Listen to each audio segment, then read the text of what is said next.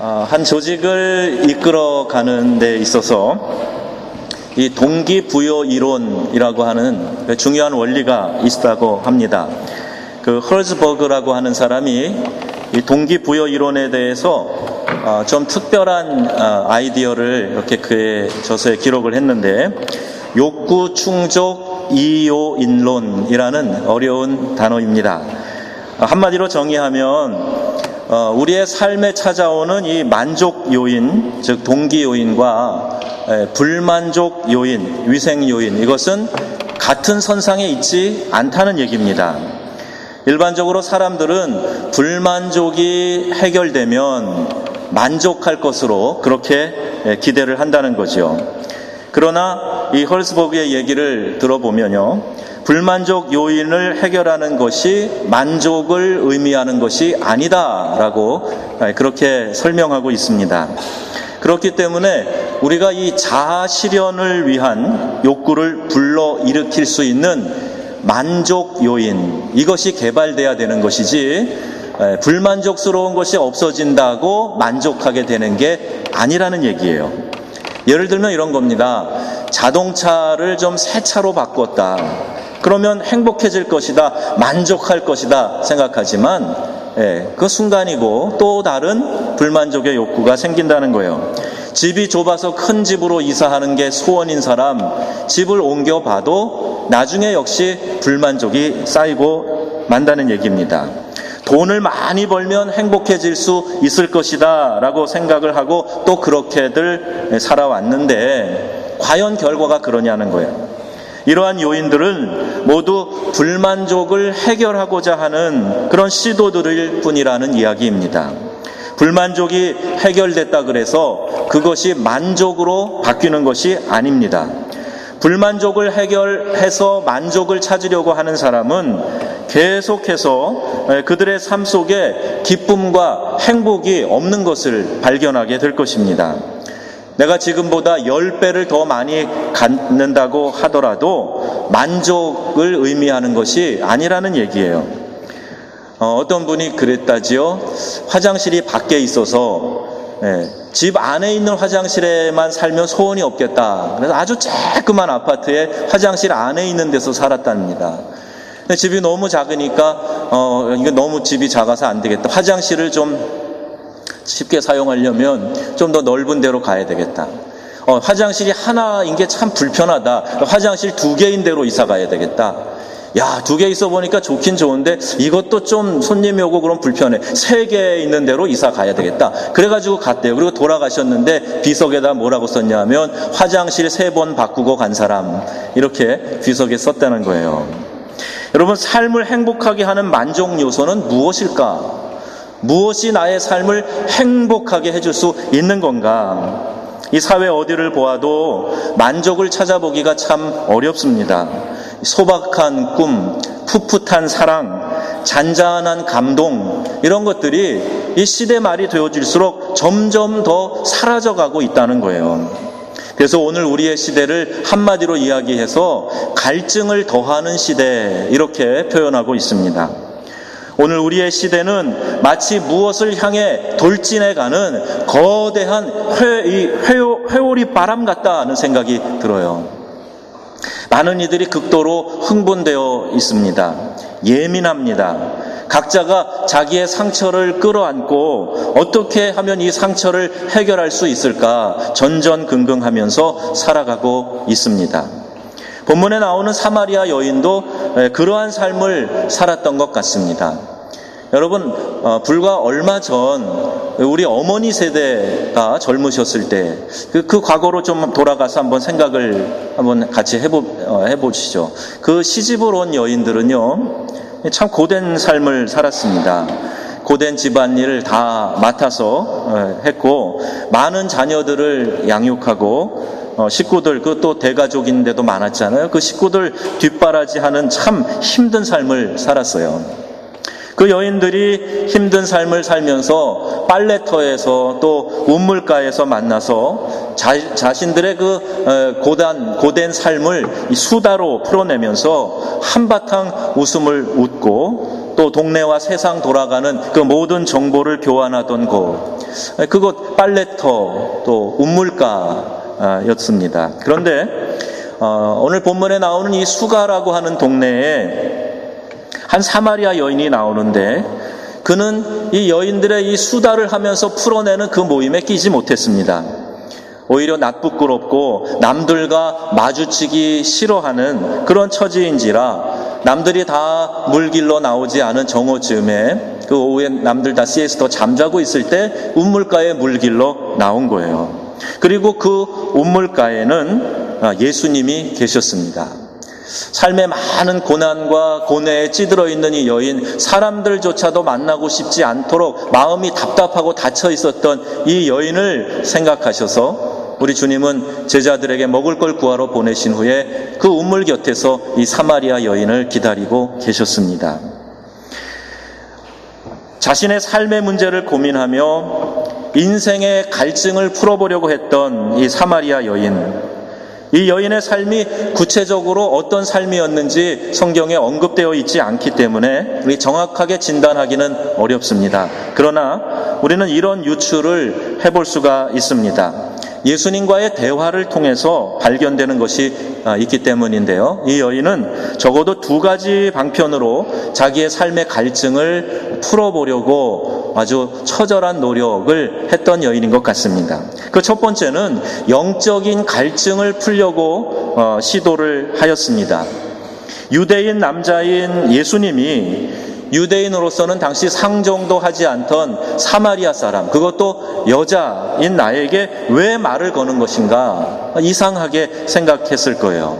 그래서 9절 말씀 보면 당신은 유대인으로서 어찌 사마리아 여인인 나에게 물을 달라 하나이까, 이렇게 의아해하면서 반문합니다. 그런데 예수님께서 하시는 말씀 들어보세요. 내게 물 좀 달라 하는 이가 누군 줄 알았더라면 내가 그에게 구하였을 것이고 그가 내게 생수를 주었을 것이다. 너 내가 누군지 몰라서 그러는데 내가 누군지 알면 네가 나에게 구했을 거야. 내가 너에게 생수를 줄 거야. 이런 말씀을 하고 계시는 거죠. 육신의 목마름에서 시작된 이들의 대화는 영적인 목마름으로 자연스럽게 전환되고 있습니다. 예수님은 그 여인의 영적인 갈증을 아시고 물이라는 화두를 지금 꺼내고 계시는 거예요. 이 여인은 평소 자신의 찌든 그 고뇌의 삶을 내뱉듯이 없다라는 말을 바로 그에게서 튀어나오는 것을 볼 수가 있습니다. 평소에 이렇게 넉넉하고 행복하지 않은 사람은요, 어떤 자극이 툭 들어가면은 부정적인 말이 툭 튀어나오게 되어 있어요. 이 여인이 하는 얘기를 들어보세요. 여기 물 기를 그릇도 없고 이 우물도 깊은데 도대체 어떻게 어디서 생수를 구해준다는 겁니까? 이렇게 반문하고 있어요. 아주 표독스럽게 말했을지도 모릅니다. 짜증난 신경질적인 말을 했을 수도 있어요. 도대체 이 유대인 남자가 무슨 뚱딴지 같은 소리야? 막 이런 마음으로 퉁명스럽게 얘기했을 수 있습니다. 내 인생도 피곤한데 짜증나. 오늘 요새 늘 좀 하는 거 있잖아. 짜증나. 막 이러면서 얘기했을지 몰라요. 그래요? 그런 말이죠. 우리 조상들이 이 야곱의 이 우물, 이것 우리 조상들이 주신 건데 그럼 당신이 야곱보다 더 큰 사람입니까? 이렇게 물어요. 자신이 아는 신앙의 전통을 지금 들고 나오는 겁니다. 이 우물은 야곱 때부터 있었대. 이 전통 있는 우물을 마시는 것 자체가 영광이 아니야? 이 우물은 오랜 역사를 통해서 많은 사람들과 짐승들을 마시게, 해가를 시켜주고 마시게 해줬대. 이 우물 위대해. 아마 이런 마음으로 예수님에게 당신이 야곱보다 큽니까? 라고 묻고 있는 것일 거예요. 그리고 더 나아가서 신앙의 중심인 예배에 대해서 이야기를 합니다. 이것은 이 여인이 평소에 관심을 갖고 있었던 주제였을 거예요. 당신 유대인들은 예배할 곳이 예루살렘에 있다고 합디다. 우리 사마리아 사람들은 꼭 굳이 거기 가서 예배하지 않아도 이곳 사마리아의 그리심산에서 예배할 수 있다고 우리 조상들은 그렇게 말합디다. 어떤 게 맞는 겁니까? 예수님에게 묻고 있는 거예요. 신앙이 무엇인가? 교회 생활은 어떻게 하는 것인가? 이렇게 하는 것이 맞는가? 만족스럽지 못하고 늘 목말라 하는 자신의 삶을 신앙을 통해서 풀어보려고 용쓰는 모습이 이 여인의 질문 가운데서 발견되어집니다. 두 번째, 이 여인은 자신의 인생의 갈증을, 삶의 갈증을 풀어보려고 하는, 그 삶에서의 갈증을 풀어보려고 하는 그런 노력이 있었어요. 어차피 정상적인 삶을 통해서 만족을 얻기가 힘들 테니까 되는 대로 한번 흘러가 보자. 남편을 4번 바꾸고 지금 5번째 남자와 동거하고 있습니다. 이 여인의 도덕적인 문제에만 여러분 집중하지 마세요. 이 여인은 막 그런 사람이래, 창녀처럼 살았나 봐, 이런 도덕적인 문제에 집중하지 마시고 먹고 살 길을 찾기 위해서 몸부림치는, 그 당시에 아무 기득권도 갖지 못한 한 가련한 여인의 마음을 한번 여러분 떠올려 보시기 바랍니다. 그 가련한 여인이 지금 어떻게 해서든지 내 인생에서 좀 만족을 찾아보고 먹을 것이라도 좀 먹고 살아야 되겠다라는 그런 마음에서 지금 이 인생의 갈증을 풀어보려고 시도하고 있다는 거예요.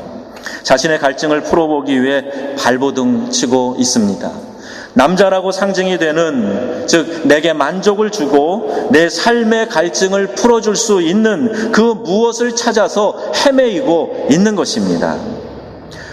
이 여인이 만난 첫 번째 남자는 로맨스였을지 모릅니다. 미스터 로맨스.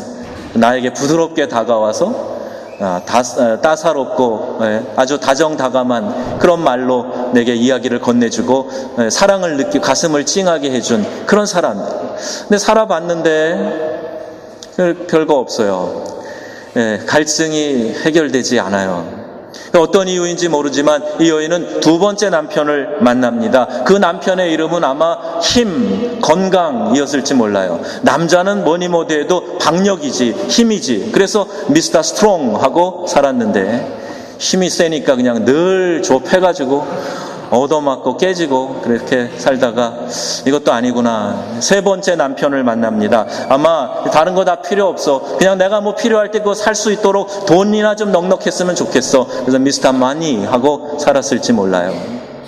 그리고 살아보니까 이것도 아니에요. 갈증이 해결되지 않아요. 그래서 미스터 오너, 명예라는 사람. 그래, 명예가 있으면 좀 삶이 행복하고 내 삶의 갈증도 좀 풀어지겠지. 그렇지 않았습니다. 그것도 다 포기하고 마지막에는 그냥 발에 걸리는 대로 아무 남자하고 지금 동거하고 있는 거예요. 오늘 우리는 수가성 우물가의 이 사마리아 여인과 같은 그런 생각에 빠져 있지는 않은가. 갈증을 느끼면서도 그저 종교적인 행위와 신앙 전통에 매여 있는 것은 아닌가. 내 삶의 갈증을 풀어보려고 이런저런 남편을 찾아 헤매이고 있는 것은 아닌가.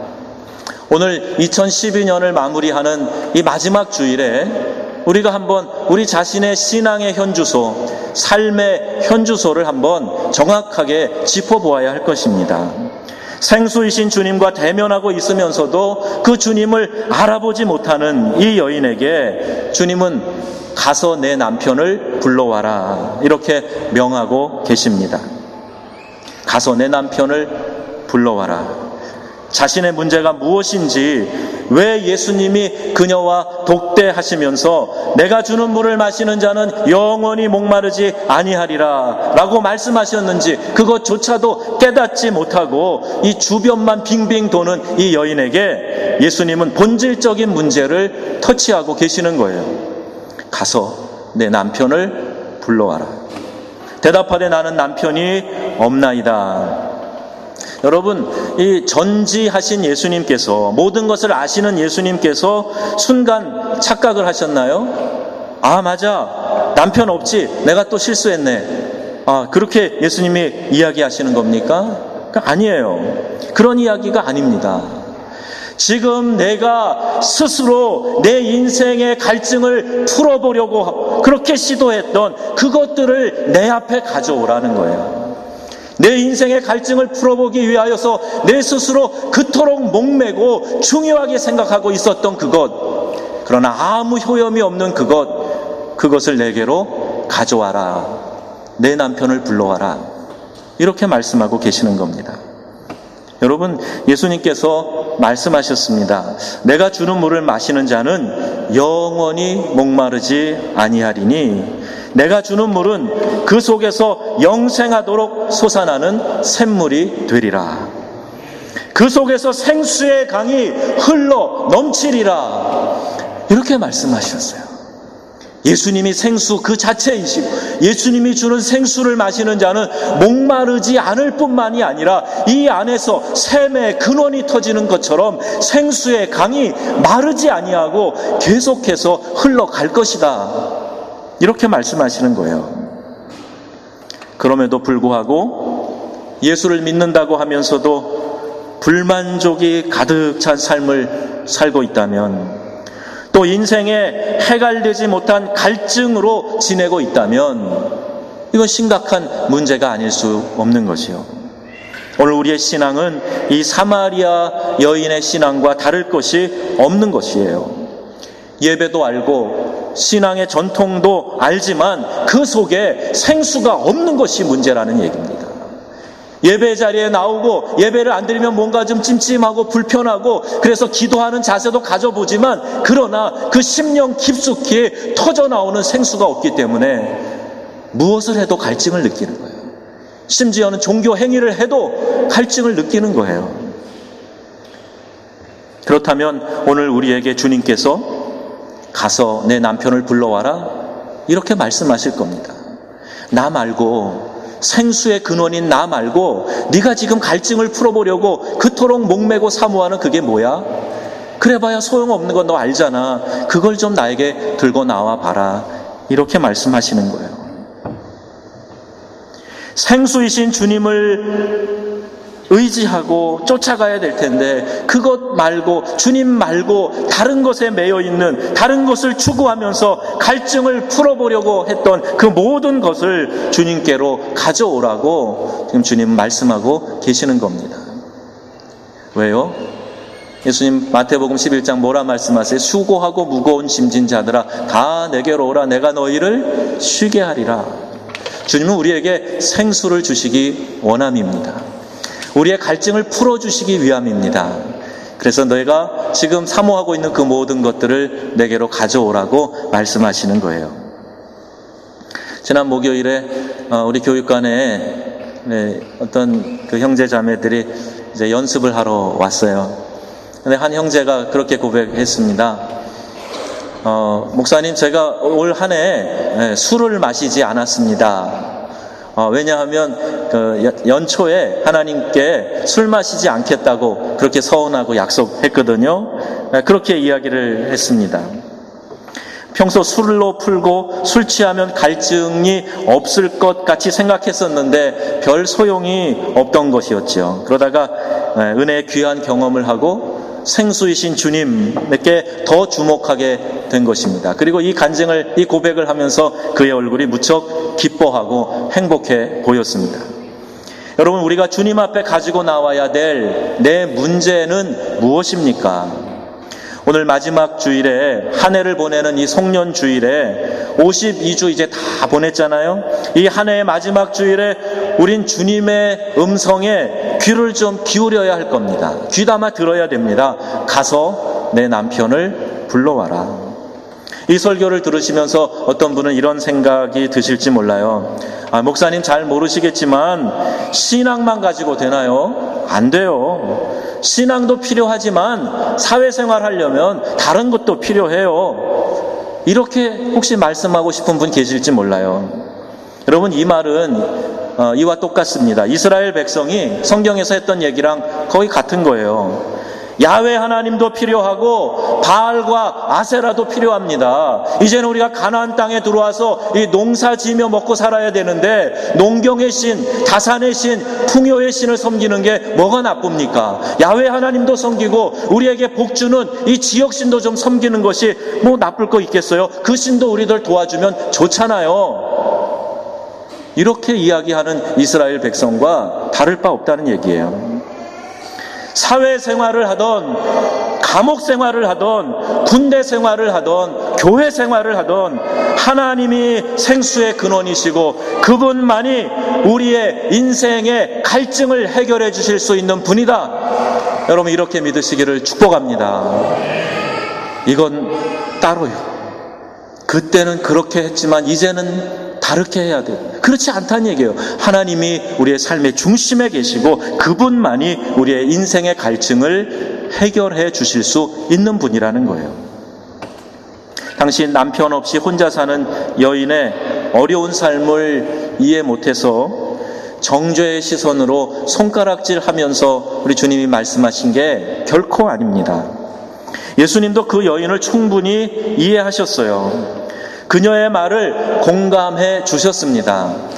내 남편이 없다라고 이렇게 했을 때 뭐라고 남편이 없다고 반문하지 않으셨어요.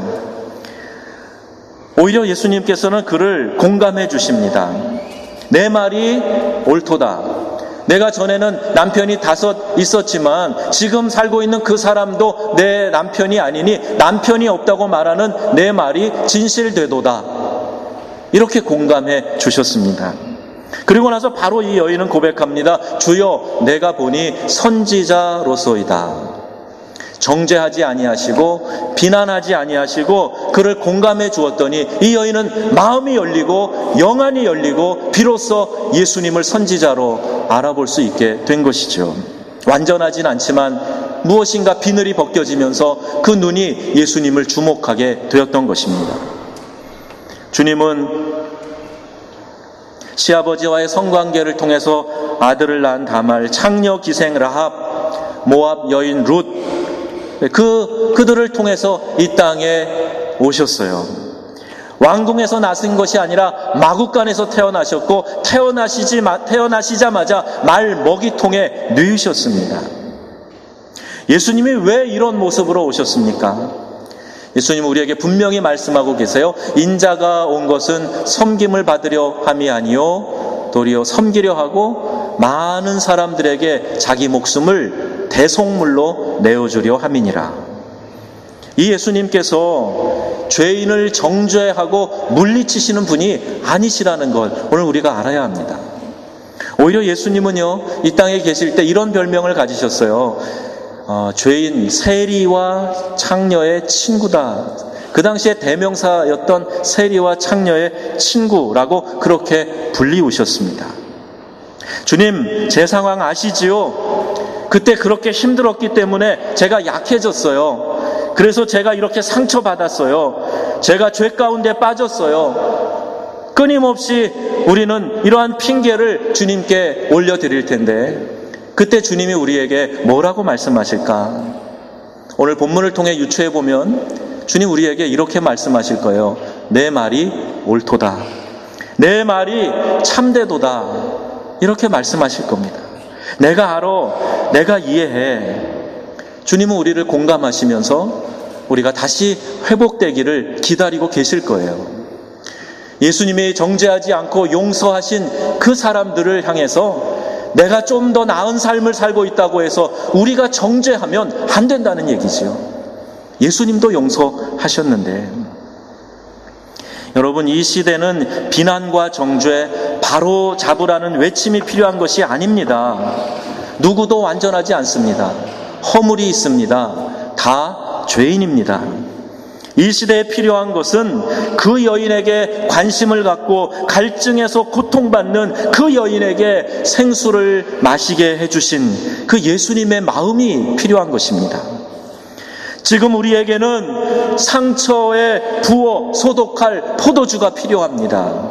지금 우리에게는 이 갈증을 해소할 수 있는, 이 목을 적실 수 있는 생수가 필요한 것입니다. 사랑과 감동으로 흘러내리는, 내 볼을 타고 흘러내리는 그 눈물이 필요한 시대입니다. 이해가 가기 전에 주님께서 우리 안에서 역사하시도록 우리가 한번 그분께 주목하시자고요. 생수를 강같이 흐르게 하시도록, 우리의 얼룩진 상처를 치유하시도록, 내 안에 사랑과 감동이 흘러 넘치도록 우리가 생수의 근원 되신 주님을 주목하면서 그분께서 이 순간 내 영혼을 만져주시기를 고대하고 의지해야 한다는 겁니다. 여러분, 우리의 인생에서 유일한 만족 요인은 하나님이십니다. 이 만족 요인은 영적인 것이며 영원한 것이며 하나님을 알아가면 알아갈수록 더 깊고 풍성하게 우리의 삶 속에 다가오는 것입니다. 불만족 요소를 해결하기 위해서 더 이상 많은 에너지를 쓰지 마시자고요. 그거 고치고 내가 지금 불만스러워하는 그 상황이 바뀌고 그럼 만족하실 것 같으세요? 그렇지 않아요. 그렇지 않아요. 대통령 바뀌면 만족할 것 같으세요? 그렇지 않아요. 또 다른 문제, 또 다른 괴로운 일들, 또 다른 골칫거리들 생기기 마련입니다. 이런 것에 우리가 에너지를 소모하면 안 됩니다. 우리의 참된 만족과 행복은 하나님을 향해서, 그분의 나라와 그분의 의를 향해서 우리의 에너지를 쏟고 거기에 투자하게 될 때 우리의 삶에 진정한 만족이 찾아올 줄로 믿습니다. 내 남편을 불러와라. 내가 남편 삼고 있는, 내가 주인 삼고 있는 그 모든 세상의 가치를 내 앞으로 불러와라. 아니, 내 앞으로 끌고 와라. 내가 그것들을 다 처단할 거야. 다 없애버릴 거야. 묻어버릴 거야. 내가 너희에게 쉼을 줄 거야.